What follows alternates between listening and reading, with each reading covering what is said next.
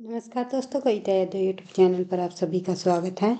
संपूर्ण हिंदी विषय की तैयारी को आगे बढ़ाते हुए DTET प्लस PGT हिंदी की परीक्षाओं को ध्यान में रखते हुए आज की क्लास में हम हिंदी संबंधी जो है और अन्य महत्वपूर्ण प्रश्नों को करेंगे। हिंदी साहित्य से संबंधित जितने भी इम्पोर्टेंट प्रश्न है जो कि परीक्षाओं में पूछे जाते हैं उनको करते हुए हम आगे बढ़ रहे हैं। तो आज की क्लास में हम आधुनिक काल से संबंधित इम्पोर्टेंट प्रश्नों को हम करेंगे जो कि आपकी परीक्षाओं के लिए काफ़ी मददगार रहेंगे। चाहे किसी भी स्टेट के अंतर्गत होने वाली TGT PGT हिंदी संबंधी परीक्षा हो या फिर NTA नेट की परीक्षा हो या फिर कोई अदर परीक्षा हो जिसमें हिंदी साहित्य संबंधी प्रश्न पूछे जाते हैं, तो उन सभी विद्यार्थियों के लिए काफ़ी मददगार रहेगी ये क्लास। तो ज़्यादा टाइम वेस्ट न करते हुए शुरुआत कर लेते हैं आज की क्लास की।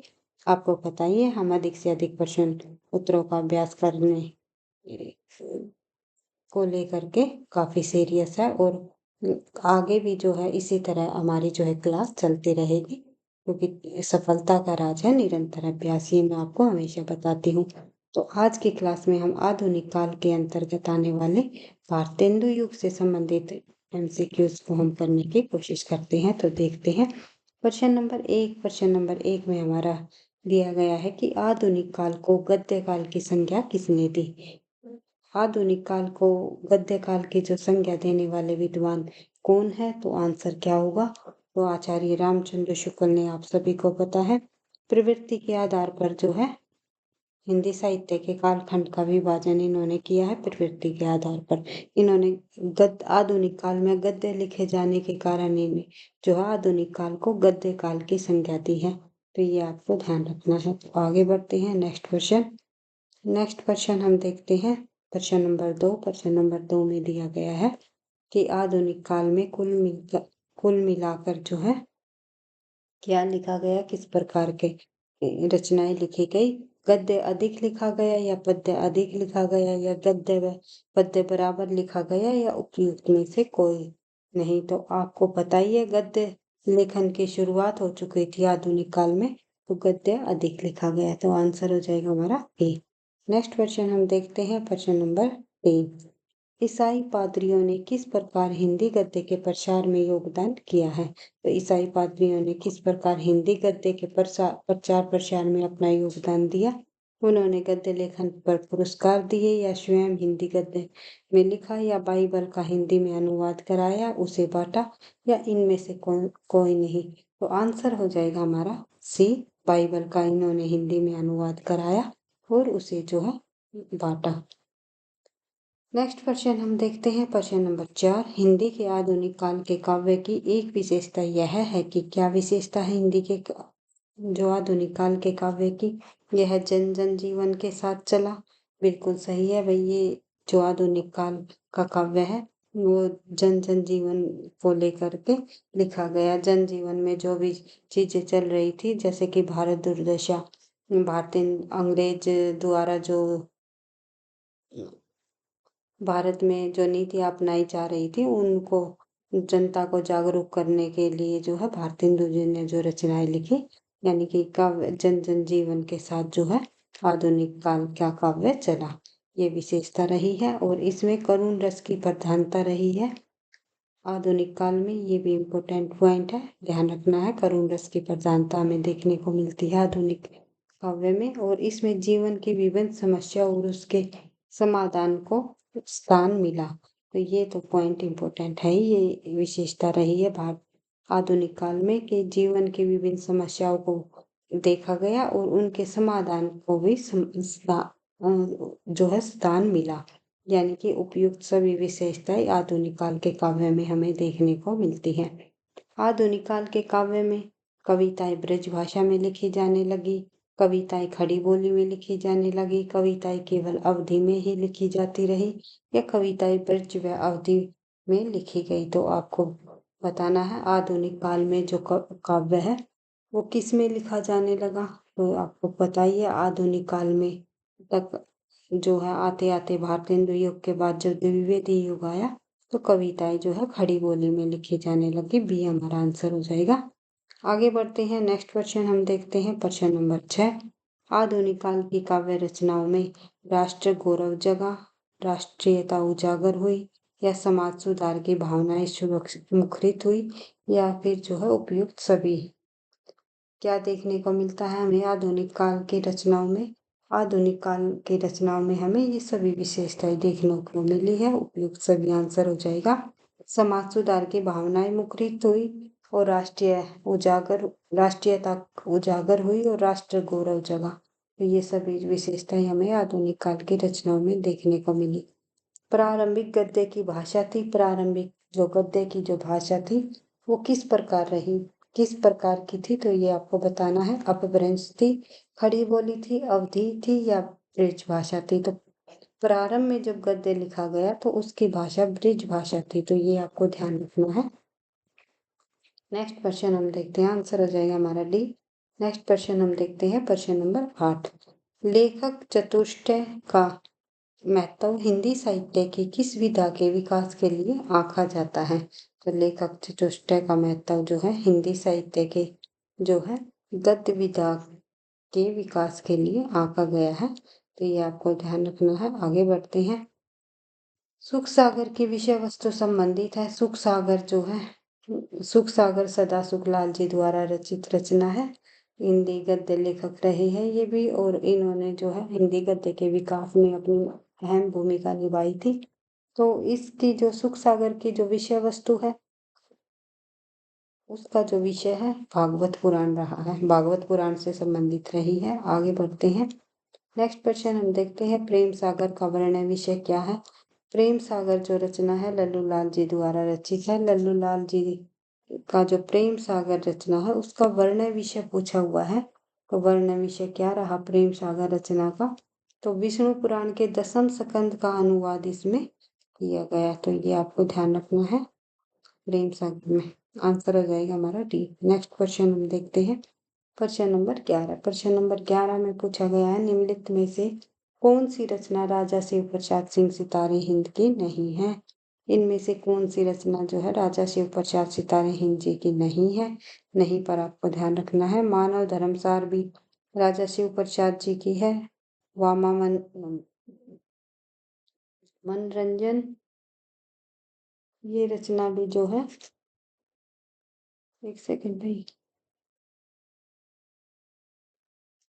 राजा शिव प्रसाद जी की है। इसके अलावा जो है भूगोल मूलक है शायद भाई, भूगोल हस्तमूलक भी जो रचनाएं है ये भी राजा शिव प्रसाद जी की है।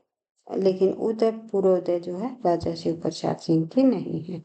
आगे बढ़ते हैं। नेक्स्ट क्वेश्चन हम बढ़ते हैं आगे, देखते हैं भाई। नेक्स्ट क्वेश्चन, प्रश्न नंबर 12। निम्नलिखित में से कौन सा एक व्यक्ति फोर्ट विलियम कॉलेज से कभी संबंध नहीं रहा? तो फोर्ट विलियम कॉलेज से किस व्यक्ति का संबंध नहीं रहा इनमें से? तो ये आपको बताना है। तो आंसर हो जाएगा हमारा इस प्रश्न का मुंशी सदा सुखलाल। मुंशी सदा सुखलाल का संबंध जो है फोर्ट विलियम कॉलेज से नहीं रहा। लल्लू लाल, जो सदन मिश्र और जो है विशाल खां और साथ ही मुंशी सदा सुखलाल, ये चारों जो विद्वान हुए हैं इन्होंने गद्य के विकास में जो है अपनी महत्वपूर्ण भूमिका निभाई है। हिंदी खड़ी बोली के गद्य के विकास में, हिंदी खड़ी बोली गद्य के विकास में जो है इन चारों लेखकों की अहम भूमिका रही है। लल्लू लाल जी का नाम आएगा, उसके बाद मुंशी सदा सुखलाल जी का नाम आएगा, एक ईशा अल्लाह खाजी का नाम आएगा,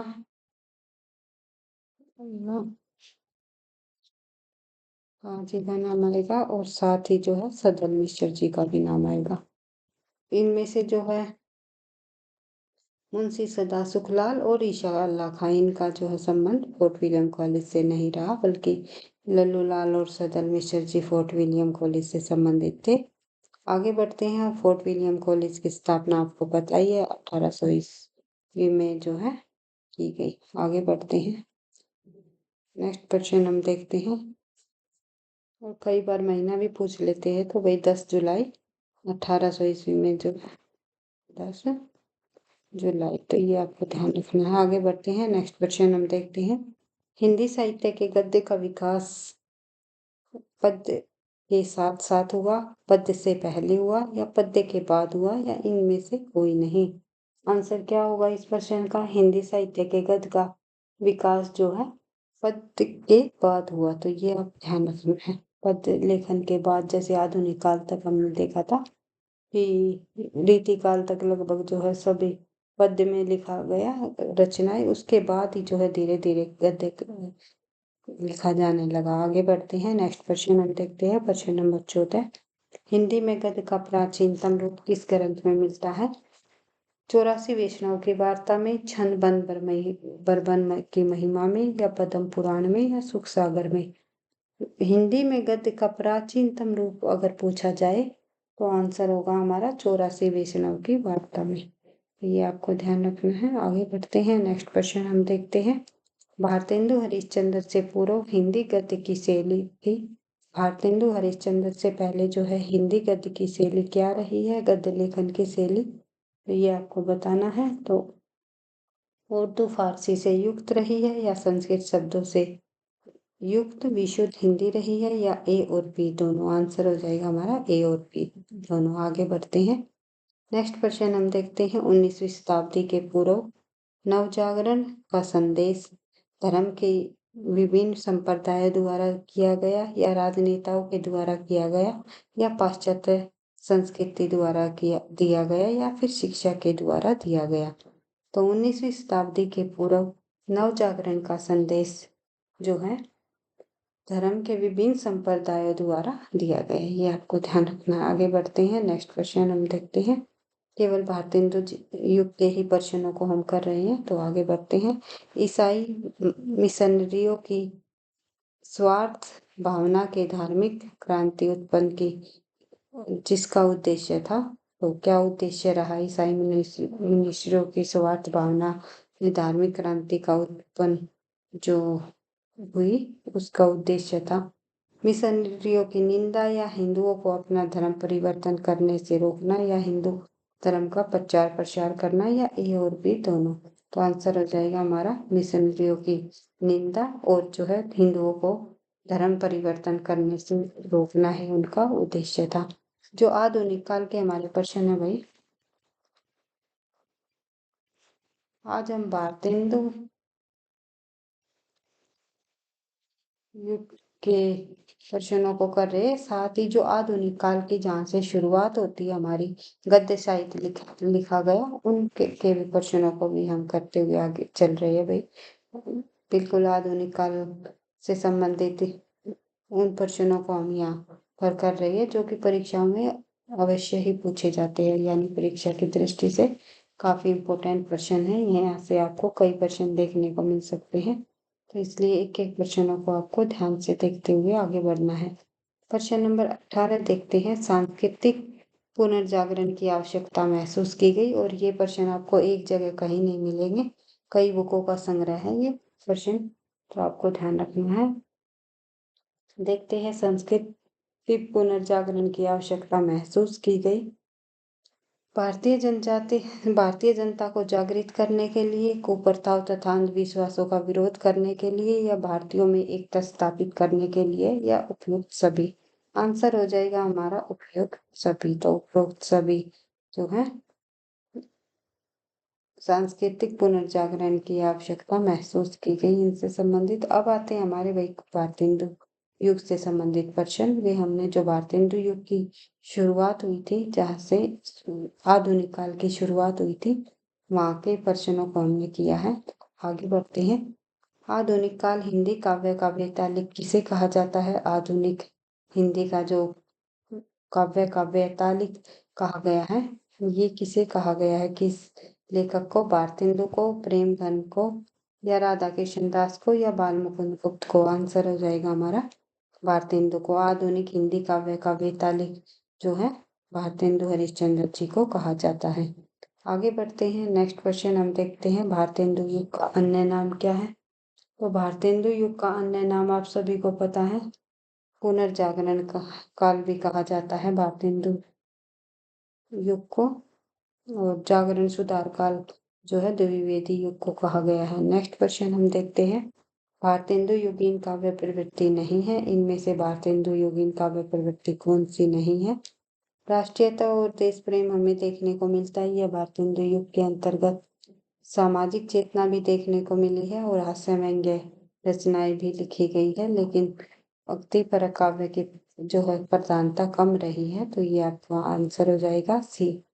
नेक्स्ट क्वेश्चन हम देखते हैं, प्रश्न नंबर 22, निम्नलिखित में से कौन सा भारतेंदु युग का कवि नहीं है? इनमें से श्रीधर पाठक का तो आपको पता ही है, श्रीधर पाठक जी जो है द्विवेदी युग के स्वतंत्रतावादी कवि हुए हैं।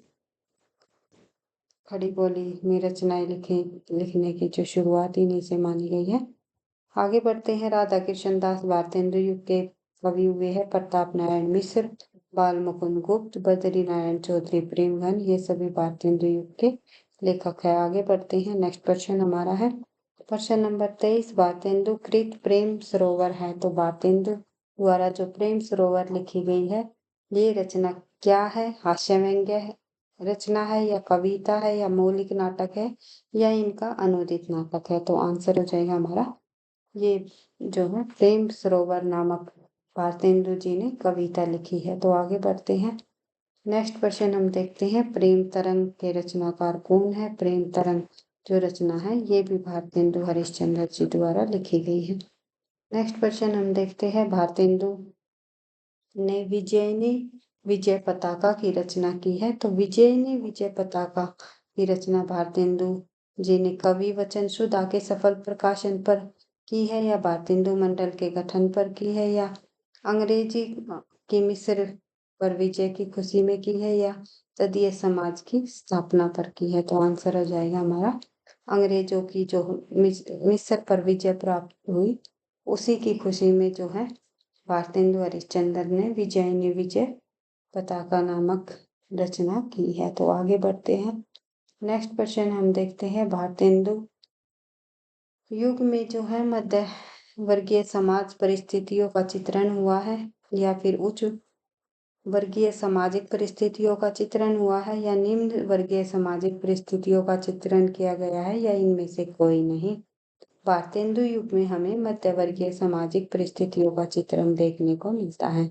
आंसर हो जाएगा हमारा ए। बढ़ते हैं आगे, नेक्स्ट प्रश्न नंबर 27, भारतेंदु हरिश्चंद्र के काल में हिंदी गद्य में नाटक लिखे गए, आलोचना लिखी गई, निबंध लिखे गए, या ये सभी लिखे गए? तो आंसर हो जाएगा हमारा ये सभी विधाएं जो है लिखी गई भारतेंदु हरिश्चंद्र के काल में। निबंध के का विकास भाई निबंध की शुरुआत भी भारतेंदु युग से मानी जाती है, नाटक की और आलोचना की, तो ये आपको ध्यान रखना है। लेकिन कहानी की शुरुआत जो है द्विवेदी युग से मानी जाती है, तो ये आपको ध्यान रखना है, क्योंकि यहाँ से प्रश्न पूछे जाते हैं कि किस गद्य की शुरुआत जो है किस युग से मानी गई है, उपन्यास की शुरुआत। आगे बढ़ते हैं, भारतेंदु युगीन काव्य परिस्थितियों में कौन सी एक सही नहीं है? भारतेंदु युगीन काव्य प्रवृत्तियों में कौन सी जो विशेषता जो है एक सही नहीं है, ये आपको बताना है। भारतेंदु युगीन काव्य प्रवृत्तियों में राष्ट्र प्रेम की भावना तो देखने को मिलती है, सामाजिक दुर्दशा का वर्णन भी हमें मिलता है, हास्य व्यंग्य व समस्या पूर्ति रचनाएं भी लिखी गई, लेकिन वीर्य वर्णन इसमें हमें दिखाई नहीं देता, तो यही हमारी आंसर हो जाएगा डी। आगे बढ़ते हैं, नेक्स्ट क्वेश्चन हम देखते हैं, हिंदी कविता के आधुनिक युग का प्रवर्तक किसे माना जाता है? हिंदी कविता के आधुनिक युग का प्रवर्तक जो है किसे माना गया है, ये आपको बताना है। श्रीधर पाठक को, जयशंकर प्रसाद को, बालकृष्ण भट्ट को, या भारतेंदु हरिश्चंद्र को?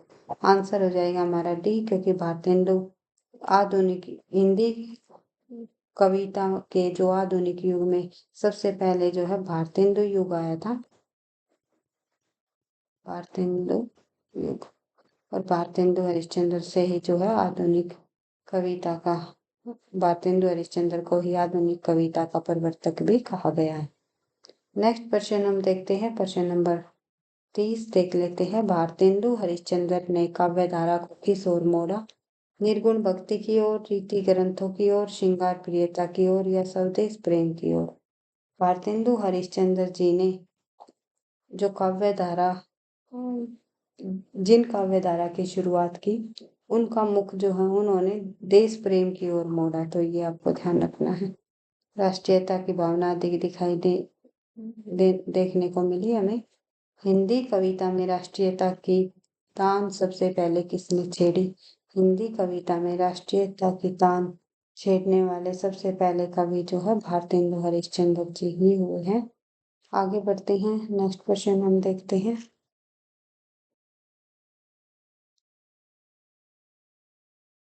भारतेंदु ने रीतिकालीन मुक्तकों का संकलन किस नाम से किया?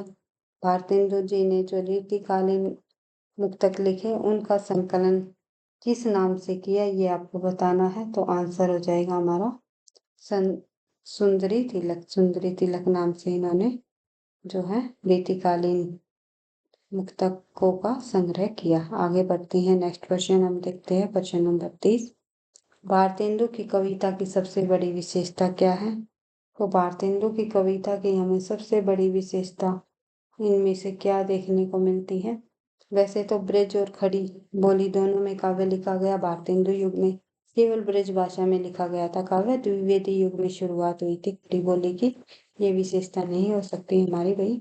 सांप्रदायिकता का कट्टरता का अभाव था, सांप्रदायिक कट्टरता का अभाव नहीं था, बिल्कुल राष्ट्रीयता की जो रचनाएं लिखी गई उनमें जैसे भारत दुर्दशा नामक में हमें देखने को मिलता है। प्राचीन और नवीन का समन्वय किया गया, व्यंग्य द्वारा अंग्रेजी शासन की निंदा की गई। अंग्रेजी शासन की व्यंग्य द्वारा जो है निंदा की गई, निंदा नहीं की गई भाई, लेकिन ये चाहते थे स्वदेश को ऊपर उठाना चाहते थे, तो अंग्रेजी का इतना निंदा नहीं की गई। अपने देश की जो है स्वदेश को महत्व अधिक दिया गया, तो ये आपको ध्यान रखना है। लेकिन प्राचीन और नवीनता का समन्वय हमें अधिक देखने को मिला है भारतेंदु युगीन कविताओं में। आगे बढ़ते हैं, कौन सी कीर्ति भारतेंदु की नहीं है? भारत हनन, भारत दुर्दशा, अंधेर नगरी या वेदिकी हिंसा हिंसा न भवती। ये इम्पोर्टेंट है, वेदिकी हिंसा हिंसा न भवती भारतेंदु जी द्वारा रचित रचना है। अंधेर नगरी भी भारतेंदु जी की रचना है, भारत दुर्दशा भी भारतेंदु जी की रचना है, लेकिन भारत हरण नामक जो रचना भारतेंदु जी की नहीं है। ये रचना जो है देवकी नंदन त्रिपाठी जी की है।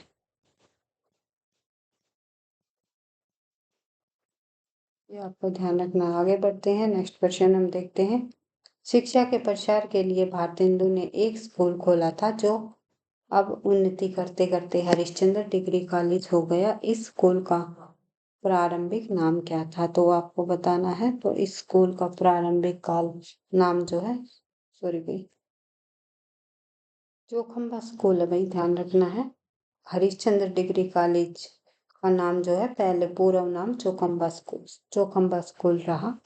आगे बढ़ते हैं, भारतेंदु कृत फूलों का गुच्छा में संग्रहित है। फूलों का गुच्छा जो रचना है उसमें संग्रहित है अनुदित नाटकों के प्रमुख अंश, अंग्रेज सरकार के कार्यकलापों पर व्यंग्य या विभिन्न पत्रिकाओं में प्रकाशित उनके लेख या खड़ी बोली में रचित उनकी कविताएं। फूलों का गुच्छा जो रचना है भारतेंदु हरिश्चंद्र जी द्वारा, उसमें जो है खड़ी बोली में रचित उनकी रचनाओं को संग्रहित किया गया है। आगे बढ़ते हैं, नेक्स्ट क्वेश्चन हम देखते हैं। इन मुसलमान हरिजन पे कोटि हिंदू वारिये, ये पंक्ति भारतेंदु की किस रचना में है? तो ये पंक्ति भारतेंदु जी की जो है इनमें से प्रेम प्रलाप में है, प्रेम मल्लिका में, प्रेम माधुरी में या उत्तरार्ध भक्तमाल में से ली गई है। तो उत्तरार्ध भक्तमाल जो है इसका आंसर हो जाएगा। और एक ध्यान रखना है, कई बार परीक्षाओं में पूछी जाती है भक्तमाल रचना। भक्तमाल रचना किसके द्वारा लिखी गई? नाभादास जी द्वारा। और उत्तर भक्तमाल आ जाए तो भारतेंदु जी का नाम आएगा।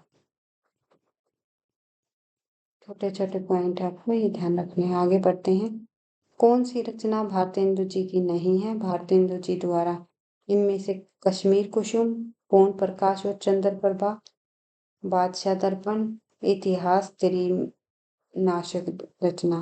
कौन सी रचना भारतेंदु जी की नहीं है? इतिहास नाशक जो रचना है शिव प्रसाद जी की है, भारतेंदु जी की नहीं है। कश्मीर कुसुम पूर्ण प्रकाश और चंद्र प्रभा इनका उपन्यास है।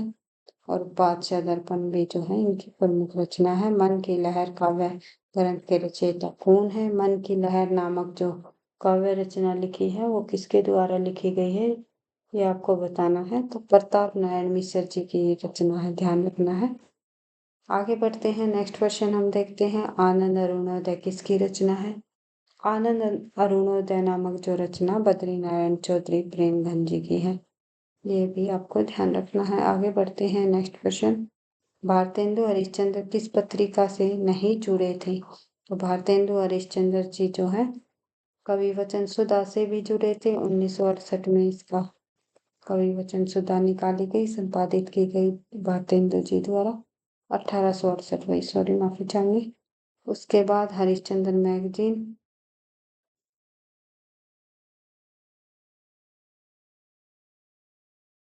1868 ध्यान रखना है। उसके बाद हरिश्चंद्र मैगजीन 1873 में संपादित की गई और बालावग्नि 1874 में, जो महिलाओं से संबंधित पत्रिका रही है। ये 3 पत्रिकाओं से भारतेंदु हरिश्चंद्र जी जुड़े थे, लेकिन भारत बंधु से नहीं जुड़े। आगे बढ़ते हैं, नेक्स्ट क्वेश्चन हम देखते हैं, नए जमाने की मुखरी के लेखक कौन है? नए जमाने की मुखरी भी जो है भारतेंदु हरिश्चंद्र जी द्वारा लिखी गई। आगे बढ़ते हैं, भारतेंदु जी ने विषय वस्तु की दृष्टि से हिंदी काव्य में क्या परिवर्तन किए? भारतेंदु हरिश्चंद्र जी ने विषय वस्तु की दृष्टि से हिंदी काव्य में क्या परिवर्तन किए? साहित्य में देश हित एवं समाज हित की भावना का समावेश किया, या फिर जो है हिंदी साहित्य को नवीन मार्ग पर दिखाया गया और हिंदी साहित्य को नवीन विषयों की ओर प्रवृत्त किया गया। तो ये तीनों विशेषताएं हमें भारतेंदु जी के काव्य में देखने को मिलती है। आंसर हो जाएगा हमारा डी। आगे बढ़ते हैं, नेक्स्ट क्वेश्चन हम देखते हैं, निम्नलिखित में से कौन सा भारतेंदु मंडल का लेखक नहीं है? इनमें भारतेंदु मंडल के लेखक कौन नहीं है, ये आपको बताना है। प्रताप नारायण मिश्र जी, बद्री नारायण चौधरी प्रेमघन, श्रीधर पाठक, या फिर जो है ठाकुर जगमोहन। तो श्रीधर पाठक जो है भारतेंदु मंडल के नहीं है, ये द्विवेदी युग के अंतर्गत आते हैं। आगे बढ़ते हैं, नेक्स्ट क्वेश्चन हम देखते हैं, भारतेंदु मंडल के लेखकों को सर्व प्रमुख विशेषता रही है। भारतेंदु मंडल के जो लेखक हुए हैं जैसे कि ठाकुर जगमोहन, बद्री नारायण चौधरी प्रेमघन और जो प्रताप नारायण मिश्र, बाल मुकुंद गुप्त, इनकी मुख्य विशेषता राधा कृष्ण दास, इनकी मुख्य विशेषता क्या रही है, ये आपको बताना है। क्योंकि सभी के सभी जो भारतेंदु युग के जो प्रमुख रचनाकार रहे हैं, उन्होंने किसी न किसी पत्रिका का संपादन किया था, पत्रकार भी रहे थे। तो ये हमारा सही है बिल्कुल। सर्वप्रमुख विशेषता पूछी गई है, तो ये सभी पत्रकार थे और किसी न किसी पत्र का स्वयं संपादन इन्होंने किया था। आगे बढ़ते हैं, नेक्स्ट क्वेश्चन हम देखते हैं। नेक्स्ट क्वेश्चन है हमारा क्वेश्चन नंबर 47, पिए पियारे तिहारे निहारे बिना अखियां दुखियां नहीं मांगती है। तो ये पंक्तियां किसकी है? तो ये पंक्तियां जो है निम्नलिखित में से भारतेंदु हरिश्चंद्र जी द्वारा रचित है। आगे बढ़ते हैं, एक सेकेंड। नेक्स्ट प्रश्न हम देखते हैं, प्रश्न नंबर 48, भारतेंदु युग का साहित्य जनवादी इस अर्थ में है कि वह भारतीय समाज के पुराने ढांचे से संतुष्ट न रहकर उसमें सुधार भी चाहता है। यह कथन किसका है? तो ये कथन संबंधी भी आजकल काफी सारे प्रश्न पूछे जाने लगे हैं, तो ध्यान रखना है। भारतेंदु युग का साहित्य जनवादी इस अर्थ में है कि वह भारतीय समाज की पुराने ढांचे से संतुष्ट न रहकर उसमें सुधार भी चाहता है। तो ये कथन निम्नलिखित में से किस लेखक द्वारा लिखा गया? तो आंसर हो जाएगा हमारा रामविलास शर्मा। आगे बढ़ते हैं, नेक्स्ट क्वेश्चन हम देखते हैं, भारतेंदु हरिश्चंद्र के समय में हिंदी गद्य की बड़ी उन्नति हुई। उसमें इनके 2 सहयोगियों की प्रमुख भूमिका थी। इसमें एक का नाम था प्रताप नारायण मिश्र, दूसरे का नाम क्या था तो आप सभी को पता है। भारतेंदु के समय में हिंदी गद्य की बड़ी उन्नति हुई तो उनमें से 2 सहयोगियों की जो प्रमुख भूमिका रही, उनमें से एक तो प्रताप नारायण मिश्र जी और दूसरे रहे थे बालकृष्ण भट्ट जी। ये भी आपको ध्यान रखना है। आगे बढ़ते हैं, नेक्स्ट क्वेश्चन हम देखते हैं। क्योंकि आचार्य रामचंद्र शुक्ल ने हिंदी का स्टील बालकृष्ण भट्ट को कहा और एडिशन जो है प्रताप नारायण मिश्र जी को कहा।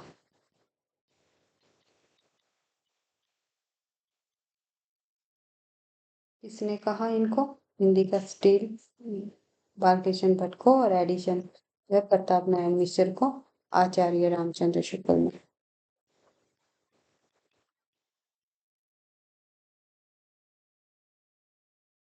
आगे बढ़ते हैं। भारतेंदु मंडल के किस लेखक को उस युग का अत्यंत सजग, सतर्क, गहरी सूझबूझ वाला तथा भारतेंदु का सफल उत्तराधिकारी माना जाता है?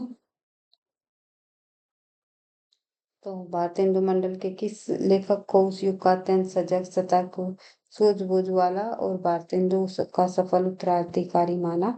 प्रताप नारायण मिश्र को, लाला श्रीनिवास दास को, बाल मुकुंद गुप्त को या जगमोहन को? तो आंसर हो जाएगा हमारा इनमें से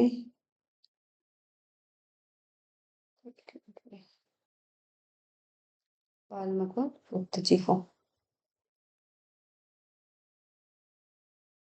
तो आज की क्लास में हम केवल 50 प्रश्नों को ही करेंगे और अन्य प्रश्नों को जो द्विवेदी युग से संबंधित जितने भी हमारे प्रश्न हैं इम्पोर्टेंट द्विवेदी युग से संबंधित, उन प्रश्नों को हम नेक्स्ट क्लास में करने की कोशिश करेंगे। तो वीडियो पसंद आई तो लाइक करना, दोस्तों के साथ शेयर करना, चैनल को पहली बार हो तो सब्सक्राइब कर लेना। इसी तरह हर रोज हिंदी विषय से संबंधित अधिक से अधिक महत्वपूर्ण प्रश्नों की रिवीजन हम करते रहेंगे, करते रहना, आगे बढ़ते रहना। थैंक यू, धन्यवाद।